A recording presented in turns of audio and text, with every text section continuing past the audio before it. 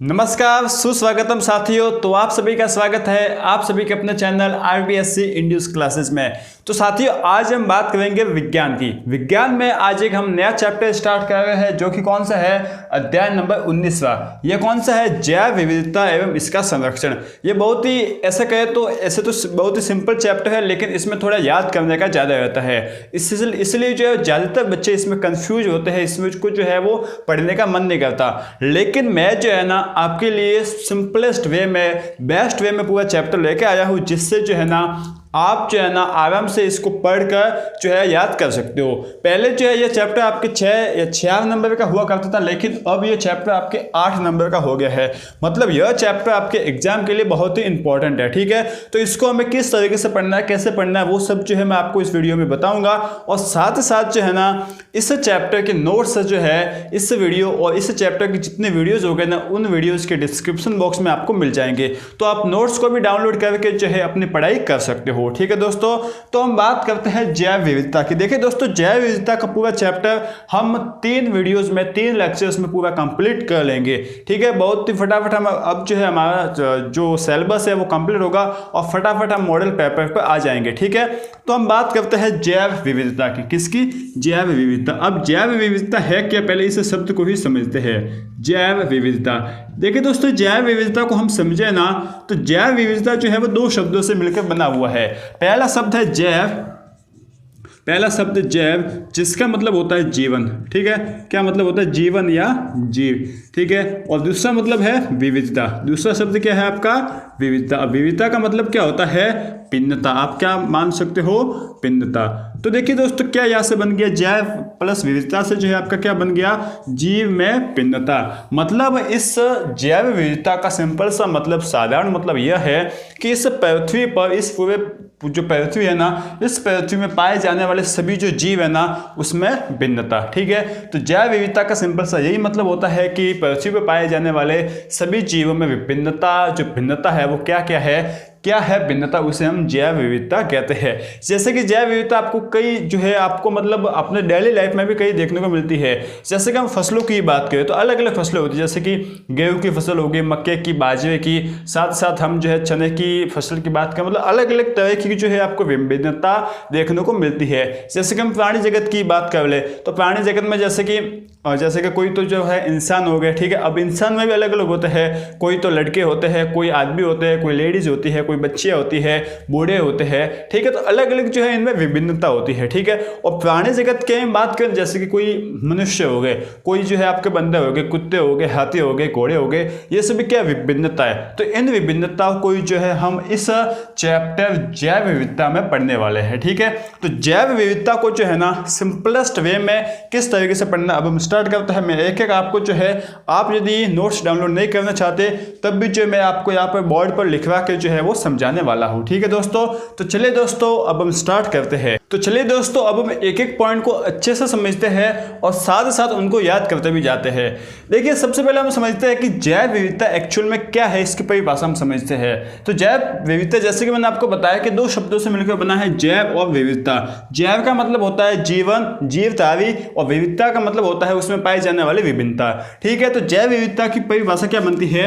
देखिए, जैव विविधता का अर्थ है पृथ्वी पर पाए जाने वाले जीवधारियों के मध्य क्या है, पाई जाने वाली विभिन्नता, ठीक है ना। मतलब पृथ्वी पर जितने भी जीवधारी पाए जाते हैं ना, जितने भी प्राणी पाए जाते हैं जिनमें जीव होता है, उनके मध्य पाई जाने वाली विभिन्नता, ठीक है। बात को समझ होगी, जैसे कि सांप हो गया, घोड़ा हो गया, मनुष्य हो गया, ठीक है, मेंढक हो गया, जितने भी प्रजातियां होती है ना, जैसे कि जिसमें जैसे गेहूँ, चावल वगैरह फसल हो गई आपकी, जो मतलब जितने भी पृथ्वी पर ऐसे पदार्थ या फिर ऐसे पिंड जिसमें जीव पाया जाता है, उनमें जो है ना विभिन्नता जो होती है ना, उसको हम क्या कहते हैं? जैव विविधता। सिंपल सी बात है। अब हुआ क्या कि एक अमेरिका था, अमेरिका ने जो है ना एक रिपोर्ट तैयार की, जिसका नाम क्या था? प्रौद्योगिकी आकलन रिपोर्ट। उस रिपोर्ट का क्या नाम था? प्रौद्योगिकी आकलन रिपोर्ट। तो उस रिपोर्ट के अनुसार भी जो है ना जैव विविधता की एक परिभाषा दी गई। तो आपको एग्जाम में पूछ सकते हैं कि अमेरिका द्वारा प्रकाशित या फिर अमेरिका द्वारा दी गई प्रौद्योगिकी आकलन रिपोर्ट के अनुसार जैव विविधता की परिभाषा जो है वो क्या है वो आप बताइए।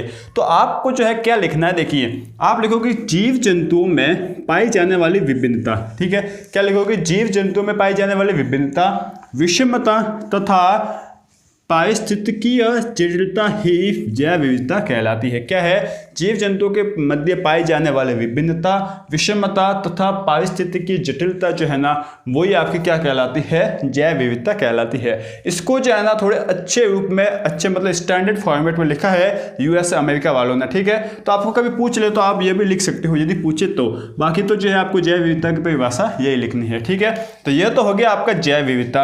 अब जो है ना हम समझते हैं कि जैव विविधता के स्तर क्या है, मतलब जैव विविधता कितने प्रकार की होती है। ठीक है, आपको एग्जाम में पूछ सकता है कि जैव विविधता कितने प्रकार की होती है। तो जैव विविधता के स्तर के बारे में हम बात करें तो जैव विविधता बेसिकली जो है ना 3 प्रकार की होती है। ठीक है, कौन कौन से, देखिए 2 तो मैंने यहाँ पे लिख रखे, तीसरा और हम समझेंगे। सबसे पहले पहला समझते हैं प्रजाति विविधता।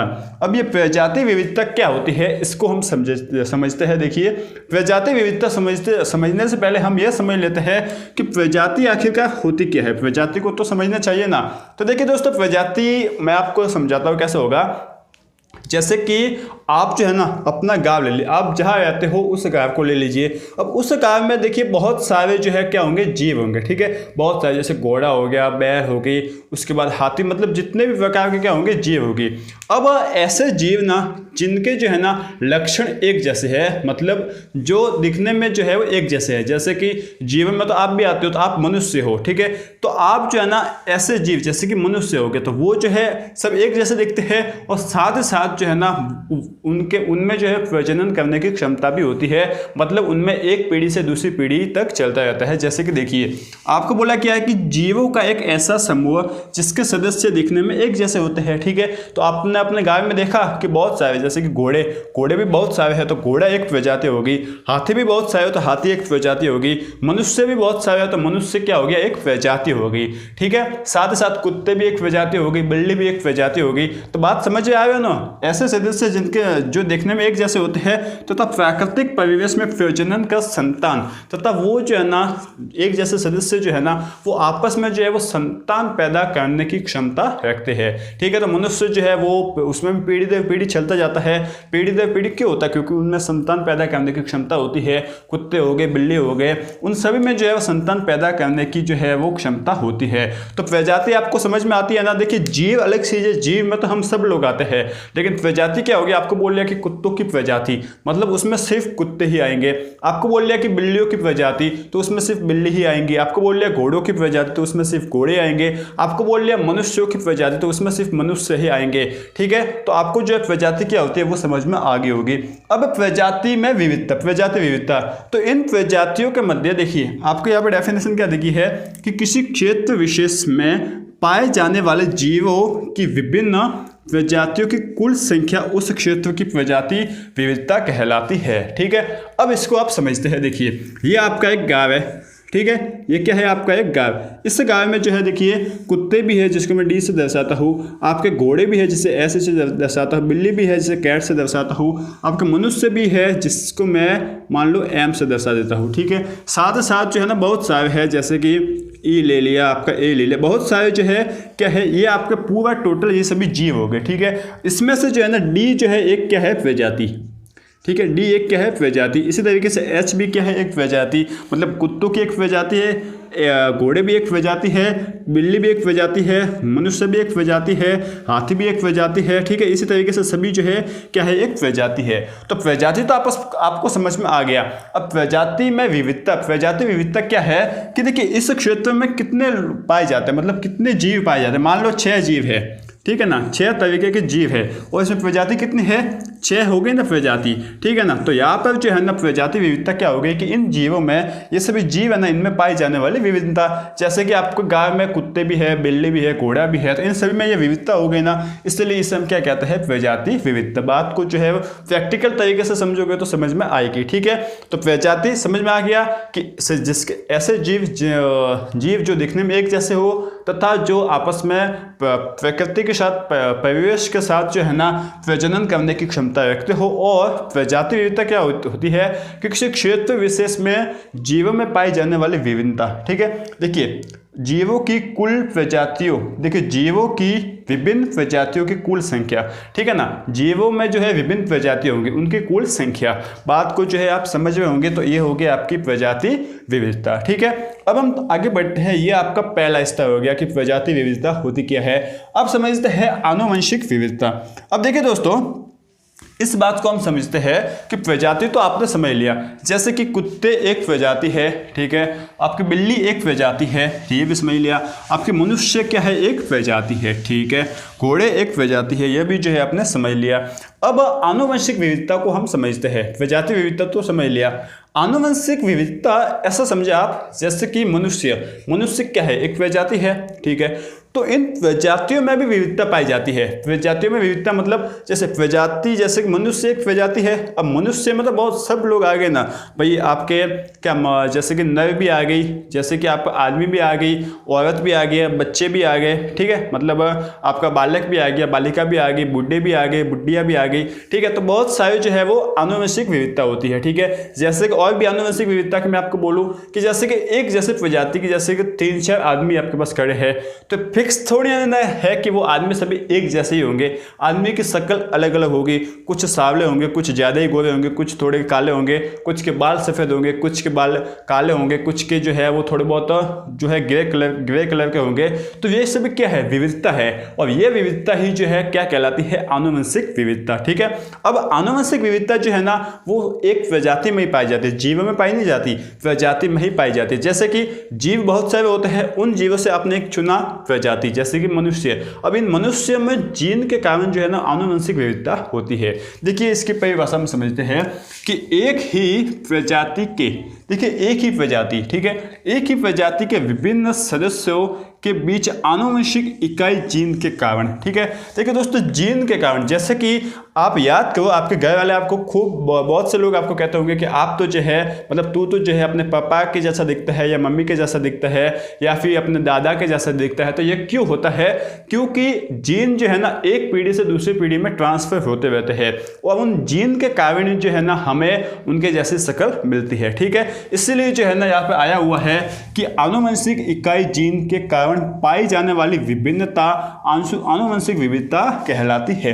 बात को जो है आप समझ रहे होंगे। जैसे कि एक और एग्जांपल बताऊं, आपने जो है ना बंदर तो देख ही रखे होंगे, तो कई जगह बंदर काला, मतलब जो कई जगह बंदर जो होते हैं वो जिनका मुंह क्या होता है, काला होता है। कई जगह बंदर ऐसे होते हैं जिनका मुंह जो है काला नहीं होता, मतलब बंदर भी होते हैं, लंगूर भी होते हैं। तो ये क्या है तो बंदर भी, लेकिन अलग अलग ये क्यों दिखते हैं, क्योंकि इसमें आनुवंशिक विविधता है।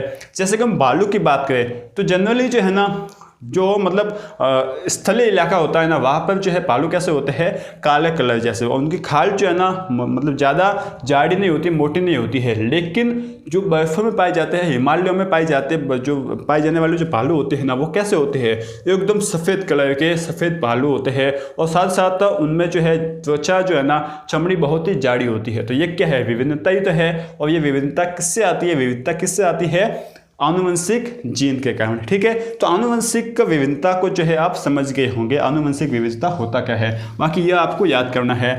अब जो है ना जैसे कि मैं बताऊँ आपको चावल, इसमें एग्जाम्पल तो बहुत से मैंने आपको बता दिए है, और भी एक है चावल। अब देखिए चावल भी जो है ना कई अलग अलग जगह अलग अलग होते हैं। जैसे कई जगह चावल पतले होते हैं, कई जगह मोटे होते हैं, कई जगह ब्राउन मतलब भूरे चावल होते हैं, कई जगह एकदम सफ़ेद चावल होते हैं। तो यह क्या है, आनुवंशिक विविधता ही है। इसी तरीके से हिरण हो गया, तो हिरण भी कई जगह जो है वो अलग अलग होते हैं। ठीक है, कई जगह जो है वो सोने के हिरण भी होते हैं, तो अलग अलग कलर के हिरण भी होते हैं। तो उनमें भी जो है ये विविधता आनुवंशिक विविधता के कारण ही होता है। अब हम बात करते हैं सबसे इंपॉर्टेंट पॉइंट है, सबसे अच्छा पॉइंट है, ये क्या है। देखिए दोस्तों इस पॉइंट को हम समझते हैं कि किसी प्रजाति के सदस्यों में आनुवंशिक विविधता जितनी अधिक होगी ना, उसके विलुप्त होने का खतरा उतना ही कम होगा।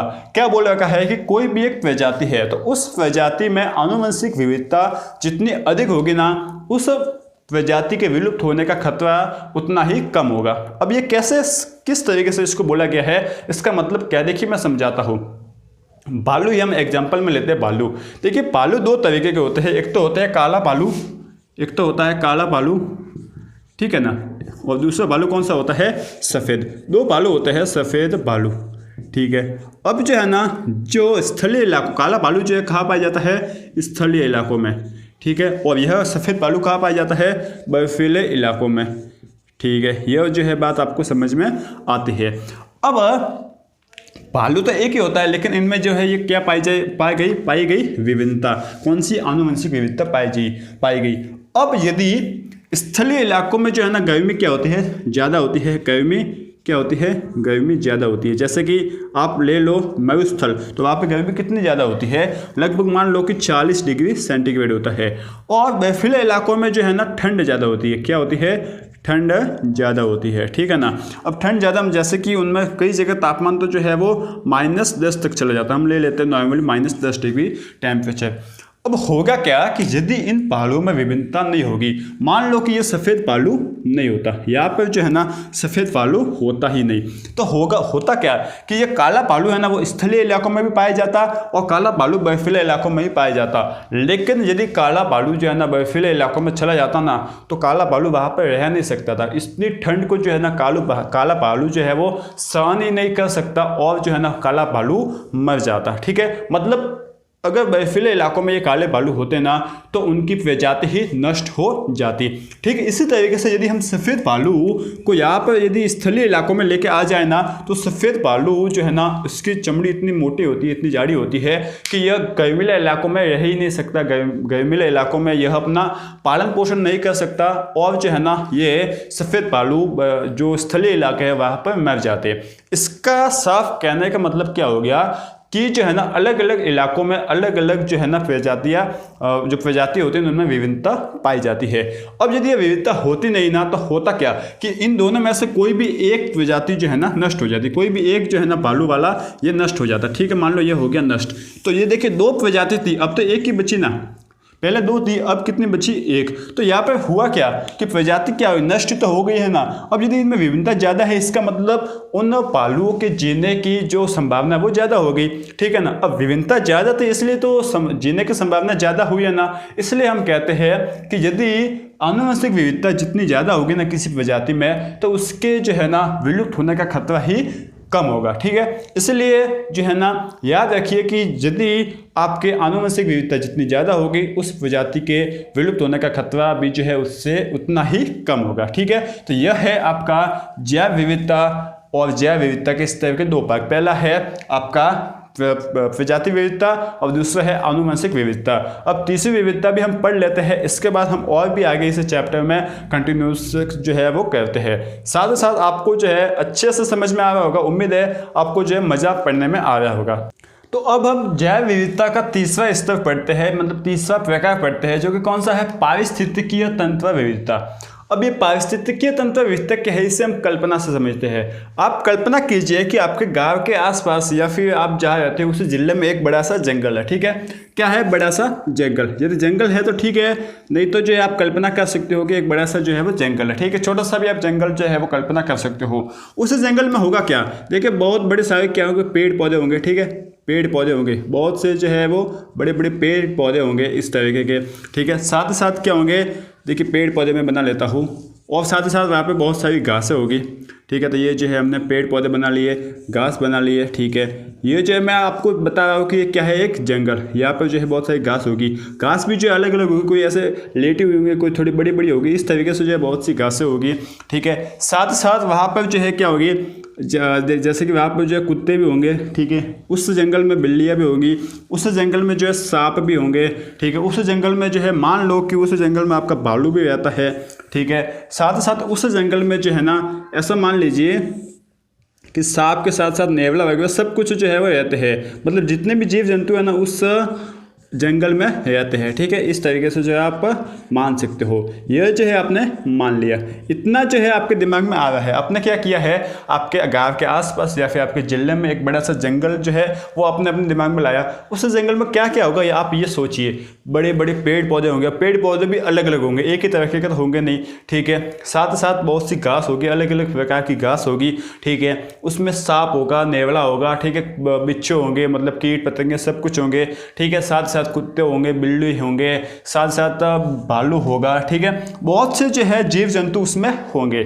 ठीक है, तो सिंपल सी बात यह है कि इस पूरा जो ये आपका सिस्टम बना है ना, ये पूरा जो है ना जंगल, और इस जंगल में पेड़ पौधे, इस जंगल में घास और ये सब जीव मिलकर यह एक क्या बनाता है, एक सिस्टम बनाता है, यह एक तंत्र बनाता है जिसे हम क्या बोलते हैं, पारिस्थितिकीय तंत्र। ठीक है, बात समझ रहे हो ना, इससे हम क्या कहते हैं, पारिस्थितिकीय तंत्र। अब पारिस्थितिकीय तंत्र अलग अलग हो सकता है। यदि आपके पास नम जमीन वाला है तो वहाँ पर क्या होगा, नम जमीन होगी, उसके अंदर बिच्छू वगैरह सब कुछ जो है पानी के अंदर तैरने वाले जितने भी जीव जंतु होंगे। ठीक है, आपका जो है क्या बोलते हैं, कछुआ वगैरह सब कुछ होगा, तो वो भी एक पारिस्थितिकीय तंत्र होगा। तो पारिस्थितिकीय तंत्र आप पहले तो कल्पना कीजिए कि होता कैसा है। अब जो है ना हम इसकी एक परिभाषा पढ़ते हैं, क्या बोला गया है। ठीक है, परिभाषा तो मैं लिखने के लिए है, लेकिन एक्चुअल में होता क्या है वो तो आपको समझना ही पड़ेगा। तो परिभाषा इसके क्या बोल रही है, देखिए, किसी क्षेत्र विशेष के समस्त जीव जंतु सब कुछ आगे, जैसे कि हमने इस जंगल में लिए थे, समस्त जीव जंतुओं की परस्पर तथा उनके पर्यावरण के विभिन्न अजैविक घटकों में अंतःक्रियाओं से निर्मित एक तंत्र पारिस्थितिकीय तंत्र कहता है। जैसे देखिए दोस्तों, यहाँ पे आया है उनके पर्यावरण के विभिन्न अजैविक घटकों में अंतःक्रिया होती क्या है। जैसे कि यहाँ पर देखिए बिल्ली है, सांप है, सब कुछ है, तो उनको जो है ना जीवित रहने के लिए, देखिए जैसे कि आपका कुत्ता है, कुत्ते को जीवित रहने के लिए ऑक्सीजन चाहिए होगी, तो वो क्या करेगा, ऑक्सीजन कौन लाएगा, आपके पेड़ पौधे। ठीक है, साथ ही साथ आप ये देखिए, पेड़ पौधों को जो है ना अब क्या चाहिए होगा, अपने जो है ना वो जो पेड़ पौधों को बढ़ने के लिए क्या, घास, मतलब जो मैदान है ना, जो जमीन है उसके अंदर उर्वरक जमीन चाहिए होगी, खाद चाहिए होगी। अब ये खाद कौन लाएंगे, जैसे कि कुत्ते बिल्ली वगैरह हो गए तो वो मल करेंगे ना, वो जो है खाद का काम करेंगे। इसी तरीके से कुत्ते जो है उनको भोजन की आवश्यकता होगी, तो भोजन कौन लाएगा, भोजन जो है वो बिल्ली हो गया, या फिर जो है बहुत से चूहे वगैरह हो गए, तो उनको खा कर जो है मांस मछली जो है खा कर जो है कुत्ते अपना भोजन करेंगे। तो ये सभी जो है ना जीव जंतु पेड़ पौधे आपस में कनेक्टेड है। ठीक है, आपस में क्रिया कर रहे हैं, जिसे हम क्या बोलते हैं, अंतःक्रिया। ठीक है, जैसे कि यदि भालू है तो भालू को भी खाने के लिए जो कुछ भी चाहिए होगा वो पेड़ पौधों से मिलेगा, जीव जंतुओं से मिलेगा। इसी तरीके से ये आपस में कनेक्टेड हो गया, आपस में एक क्रिया कर रहे हैं जिसे हम बोलते हैं अंतःक्रिया। तो ये सभी मिलकर जो है ना एक तंत्र बनाएंगे जिसे हम बोलते हैं पारिस्थितिकीय तंत्र। ठीक है, समझ गए ना पारिस्थितिकीय तंत्र? यदि समझ गए तो कमेंट बॉक्स में यस जरूर लिखना। ठीक है, अब इसमें विविधता क्या होती है इसको समझते हैं। देखिए, जैसे देखिए इसका एग्जाम्पल भी देख लेते हैं। जैसे कि घास के मैदान भी होते हैं, जंगल भी होते हैं, साथ साथ पहाड़ भी होते हैं। ठीक है, अब पहाड़ कैसे होंगे आप कल्पना कर सकते हो, बड़े से पहाड़ होंगे, सूखे सूखे झाड़ियाँ होंगी, कई जगह हरी हरी झाड़ियाँ होगी, उसमें बाघ वगैरह होंगे, शेर होंगे, भालू होंगे, उसमें सांप होंगे, ठीक है, उसमें बिच्छू होंगे, कई जो है आप मतलब बहुत से जीव जंतु होंगे, वो आपस में कनेक्टेड हो गए, आपस में अंतःक्रिया करेंगे, तो वो भी जो है क्या बन गया, आपका पारिस्थितिकीय तंत्र। ठीक है ना, तो इस तरीके से ये सब होता है। मरुस्थल भी जो है आप समझ सकते हो किस तरीके से होगा। अब है ना पारिस्थितिकीय तंत्र विविधता क्या होती है इसको समझते हैं।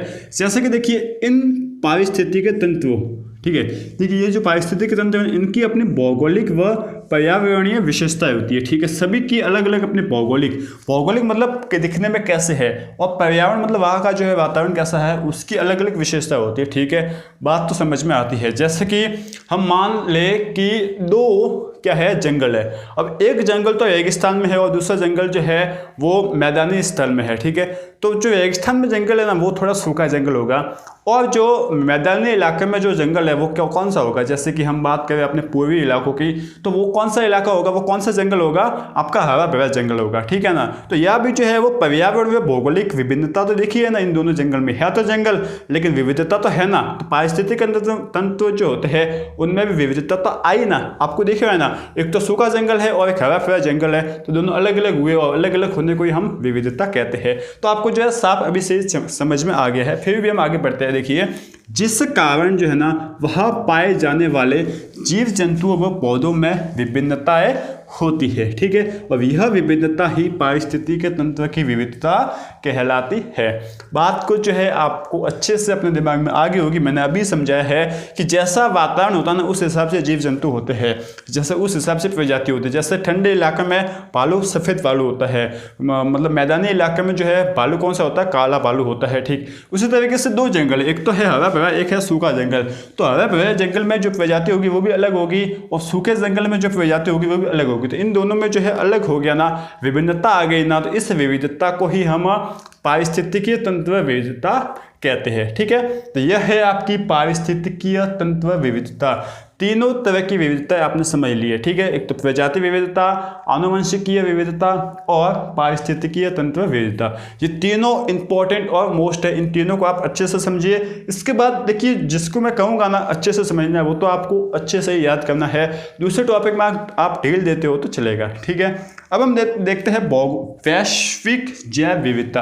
वैश्विक जैव विविधता ऐसे मतलब सिंपल टॉपिक है, कुछ नहीं है कि विश्व में पाई जाने वाली, विश्व भर में जितने भी जीव पाए जाते हैं ना, उनमें विभिन्नता ही वैश्विक जैव विविधता कहलाती है। बस ये आपकी वैश्विक जैव विविधता होगी। देखिए, पूरे विश्व में पाई जाने वाली जीवों में विभिन्नता को वैश्विक जैव विविधता कहते हैं। और एक रिपोर्ट के अनुसार देखिए दोस्तों, वैश्विक जैव विविधता मतलब पूरे विश्व में जीवों में विविधता इतनी है कि टोटल 50 से लगभग 300 लाख प्रजातियां, पूरे विश्व में 50 से 300 लाख प्रजातियां पाई जाती है। देखिए, 1 लाख के पीछे ही कितने जीव लगते हैं, 5 जीव लगते हैं। ये तो 300 लाख है, मतलब 300 के पीछे भी 5 जीव लगेंगे। 1 2 3 4 5। ठीक है, कितने हो गए, 1 2 इकाई सैकड़ा हज़ार 10 लाख 10 लाख करोड़, 3 करोड़ जो है प्रजातियाँ टोटल पाई जाती है। 3 करोड़ प्रजातियाँ, जिसमें से वैज्ञानिक को तो सिर्फ 17 से 20 लाख प्रजातियों के बारे में ही पता है। ठीक है, तो ये सिंपल सा आंकड़ा है। बाकी तो आपको वैश्विक जैव विविधता क्या है, पूरे विश्व में पाई जाने वाली जीव में विविधता को वैश्विक जैव विविधता कहते हैं। सिंपल सी बात है। अब है भारत की जैव विविधता। तो ये भी सिंपल सा ही टॉपिक है ना, भारत की जैव विविधता। भारत में पाई जाने वाली जैव विविधता को भारत की जैव विविधता कहते हैं। ये भी आप बना सकते हो, लेकिन है क्या, देखिए भारत जो है ना, भारत की भी अपनी जो है ना एक भौगोलिक स्थिति है, जिसके कारण जो है ना भारत में जैव विविधता क्या है, अच्छे से है। मतलब जैव विविधता में एकदम किंग बना हुआ है अपना भारत। ठीक है, क्योंकि जैसे कि हम भारत की बात करें तो मैदानी इलाका भी है, जंगल भी है, मरुस्थल भी है, सब जो है भारत में आए हुए, इसलिए भारत में जैव विविधता जो है वो काफ़ी ज़्यादा है। ठीक है, इसलिए बोला देखिए भौगोलिक स्थिति के कारण भारत जैव विविधता से समृद्ध देश है। ठीक है, अब भारत जो है ना भारत में विश्व के लगभग सभी पारिस्थितिकी तंत्र विद्यमान है। भारत जो है ना उसमें विश्व के लगभग सभी प्रकार के पारिस्थितिकी तंत्र विद्यमान है। और भारत जो है ना विश्व के टोटल 17 जो समृद्ध देश है ना, उनमें जो है वो शामिल है। ठीक है, तो ये जो है आप थोड़ा सा इसको याद कर लेना, बाकी कुछ नहीं है, मेन तो ये 3 है।